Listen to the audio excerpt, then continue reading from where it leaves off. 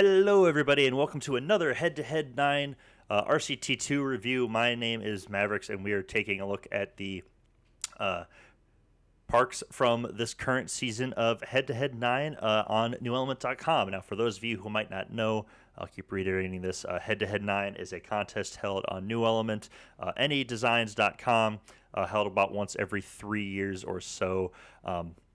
Pitting 6 teams against each other in a round-robin style format to see who can create the best RCT parks. So parks will go head-to-head against each other, community votes on them, and ultimately decides the winner until we have to go through a round-robin playoffs to determine a champion. So we are on the 9th installation of Head-to-Head, and this is round number 3, match 1 of Head-to-Head-9. So this match is between the Serial Killers and Logan's Run. So the first park we're looking at here is by Logan's Run. This is Lemuria. Lemuria was created by Extreme 97, Steve, and SS Sammy. For Logan's Run. And Logan's Run is also the team I happen to be on for this contest, so some may be biased in coming, maybe a little bit of inside information as well. So basically what we have in this park is this is a inspired by semi-recreation, more of a reimagining, I think, of Lemuria from Rivers of Babylon, for those who have been around the RCT community for a while, is a very famous spotlight-winning park on New Element, mostly known for its just the general atmosphere of the whole park. It's super pretty. The macro is, as the community likes to say, when you zoom way out, the macro of the park is really well done, really flows really well, feels super natural, and one of the better examples of that in RCT even today. So this whole area takes inspiration from that. Obviously, we've got a little marketplace over here. There's some Islands of Adventure inspiration within all the architecture here as well. And then I think the obvious inspiration from Islands of Adventure is with the coaster itself, which is Verso Lemuria. We are going to real quick get if I can find the right keyboard shortcut, get rid of the weather. So this is a Verso Lemuria. It is a launched B&M sit-down coaster in the style of the Incredible Hulk from Islands of Adventure at Universal in Orlando.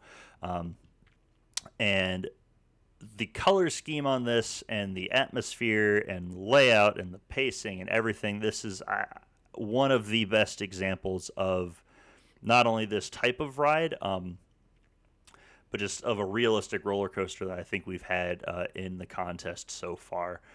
Waiting for a train to hopefully come out. There we go. So we start off just like the Hulk roller coaster. Starts off with a incline launch lift with a slow bit to get the whole train on there, kind of build some tension, a little bit of a storytelling element, and then launch out through into a, here we've got a half corkscrew into a little bit of a dive, big cobra roll out over the water. Really cool interaction that I love with the helix wrapping around the drop tower, then loop wrapping around the lift, up into a dive loop that dives underneath a river rapids ride, and then up into the functioning diagonal brakes. So the ride is actually shoestrung. There's a little invisible car running down underground to get those brakes to work. Then we dive down into the classic B&M interlocking corkscrews wrapping around the super cool Poseidon statue or trident statue, hop back over the river, one final helix through some rocks and into the brakes. Like I said, it's so on point as far as a B&M layout goes. You know, there's certain limitations we have in the game just because it's just a set selection of track pieces. There's only so much you can do. But the execution of this within the game is really just top notch. The ride flows super well. It both stands out and blends in when it needs to for either scenario. Lots of great realistic details. The catwalks, both along the brake runs and up the lift. The station's gorgeous, super imposing, super cool. The entrance to the coaster right down here.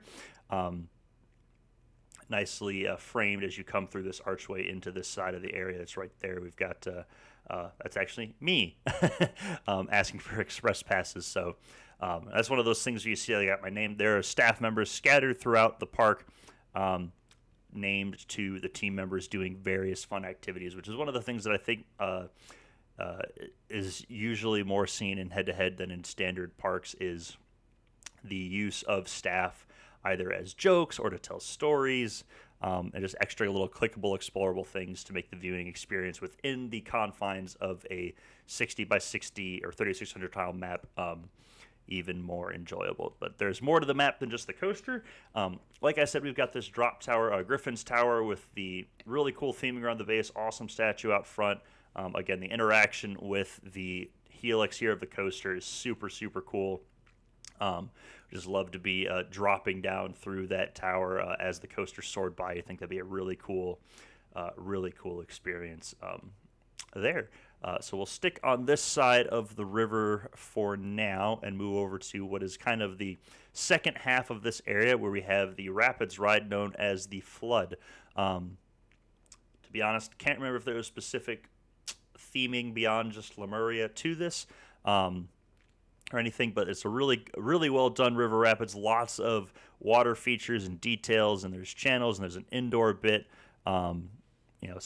Things, lots of great little scenes, and not just floating down a river, but there's scenes, and there's details and show stuff, and it's done super well, and you're able to kind of follow the rafts along and explore and kind of see the story unfold.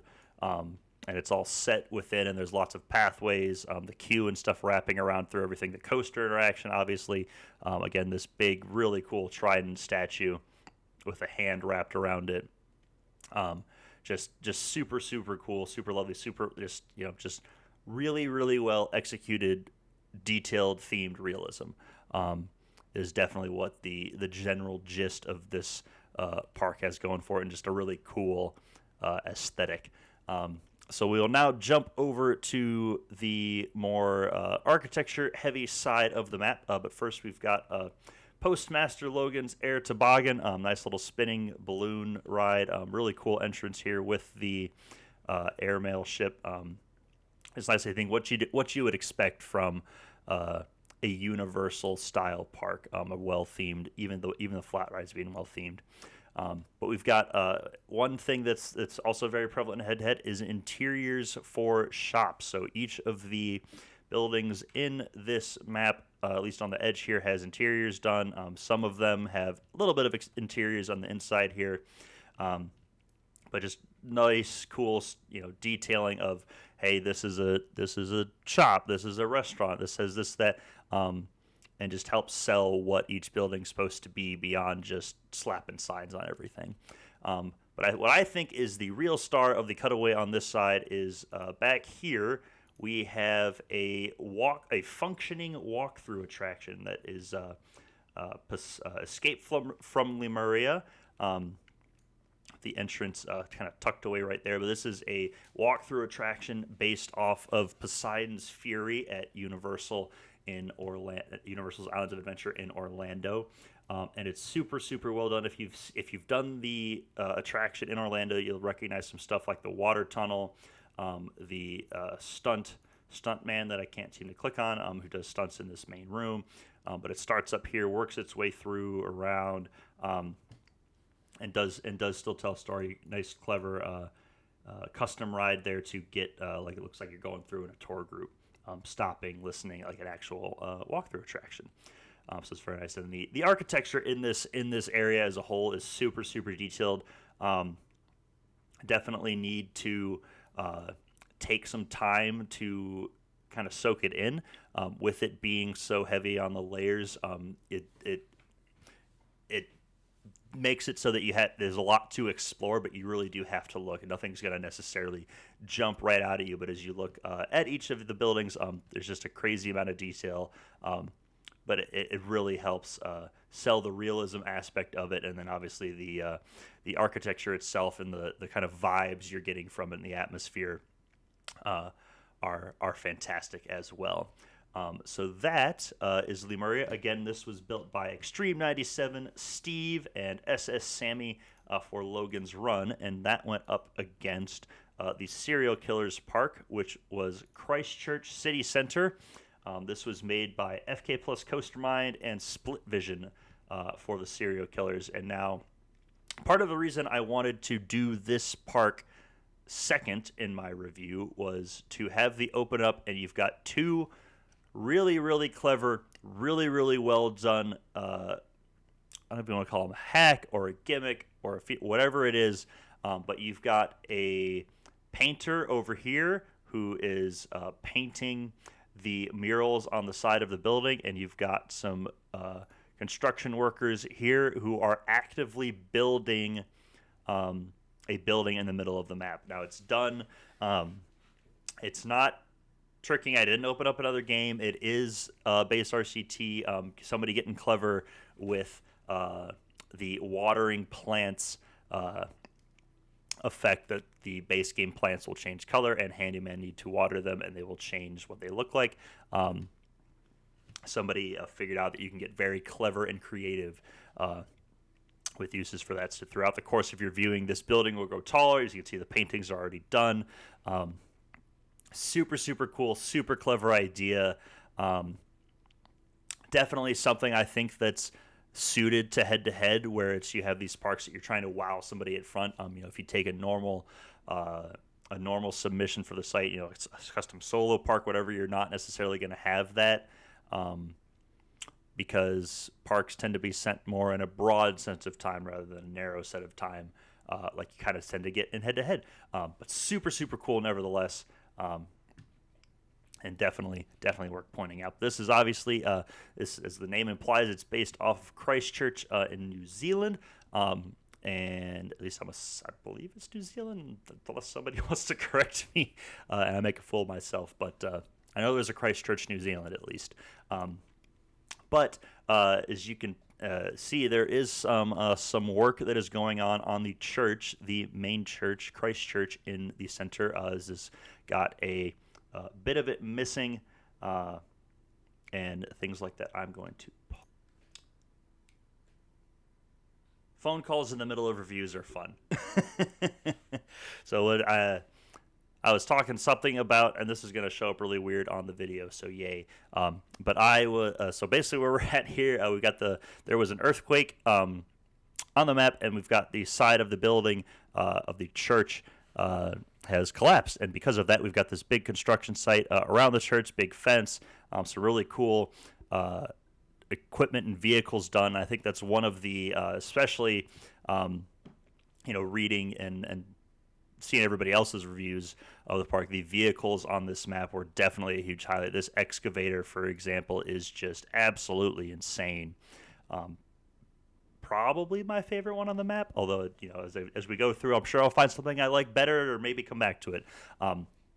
Super, super cool. The church is super well done. The roofs have these weird patterns and things on them, but it's super cool. The textures, even despite the fact that every single block and wall used to create this building, used to create the church, is the same color. It doesn't feel monotonous or repeating or boring or dull. There's lots of varied textures, and there's details, and they have the buttresses and the big arches and the crest, and it's just super, super well done, and it's a good example of making a building that is essentially all one color look good. And as I'm sure you've noticed by now, there are some funky tricks going on with some half diagonals on this map. We've seen them before in a couple places throughout head-to-head. This was one of the larger uses of them, this big road here along the side helping frame the building, and then another one on this side, so you've kind of got a little triangle that the church is in. And I think this is one of the better uses of the half diagonals we've seen so far. When it's it seems to be when it's a bit wider and longer, it works better. Because I know that was my issue with Tomatia, is that the aqueduct or viaduct was long and it made it look weird from angles, but the small uses were good. It definitely, I think, has to do with thickness of the usage of them as well and the surroundings. So you've got some other stuff to kind of offset it with those angles. So as we can see, this building has now grown much taller since we've looked at it. So before we get too far, we'll take a look at the coaster here as Force Majeure 2020. I'm assuming Intamin single rail because it's launched, and that's what Intamin offers. RMC offers just lift hills as of now for their single rail coasters. But either way, it's a clever little layout throughout this arts center funky building thing. I actually can't remember what it is or if there was a name for it or if it's probably based off something that I just don't know about. But super, super cool building, though, with the different curved glasses and, like, curved, sharp angles. And it's really fun. That's why I'm kind of feeling art center, because it feels like an art. Oh, it's right here. Convention center. So, yeah, roller coaster through the convention center, which may be a bit odd realistically. But I myself would not complain if a convention center had a roller coaster with it. So throughout the rest of the map, it's really a heavy focus on the architecture in the city center feel itself, and it's done super, super well. Each building has its own distinct personality without overwhelming another one. They all have their place, and they take advantage of their place without kind of overwhelming something else, and just lots of different cool shapes. You got curves everywhere. There's some half diagonal decorations. You do have a building that's mostly squares and rectangles, but it's varied and the textures are different in there. And there's some indents and pull-outs. And then you got some just regular diagonals and different colors and all sorts of things that just make everything super fun to look at. And I think that's it's very tough to do. I certainly don't know if I can do it as well. I did some city architecture for the Tokyo Dome Park, but I certainly don't think to the extent or fun factor of what we've got going on here. This corner of buildings in particular, too, super, super cool. And it's also where we get a science center, eventually Quake City, with a super cool map of the world down here. With the Ring of Fire, I can't remember. I think it might be fault lines. I can't remember exactly, but a super cool building damper display with the two buildings wiggling. The base is wiggling, one building not wiggling so much, the other one is. And then underneath that, you can actually see the dampers for the building underground, which is it's such a detail that most people, the length is far beyond the length of detail that most people would go to. But not only is it really cool that it's there, but it tells a story with the rest of the park and this building, even just in this building particularly. And that's super, super cool to see. Super, super well done. The last bit I want to touch on here is this kind of soto sopa funky area with the shipping containers kind of used as the buildings for the restaurants. Again, more cool trucks and stuff like that. Really cool, funky covering. And just, again, that's probably the best word I can use for a lot of the architecture here is funky. It's really fun, really, really cool to see. There's a lot of stuff to explore and discover in this map as well. And like I said, the really cool bits with the painters painting the stuff and the guys building the building. I think there's maybe one or two other things on the map like that, but I can't remember for sure. But either way, this was Christchurch City Center by FK plus Coastermind and Split Vision for the Serial Killers. And ultimately, this match was won by Logan's Run with a score of 41-32. So congrats to them and me. That's my team, so yay. But that's going to do it for this RCT2 review. Hope you guys enjoyed it. We'll be hopefully getting back onto a bit more regular release schedule. Had a fun real-life thing this past week. Hopefully try to get caught up before we get too far further along in the season. But thank you guys very much for watching, and we will see you in the next video. Have a good one. Bye.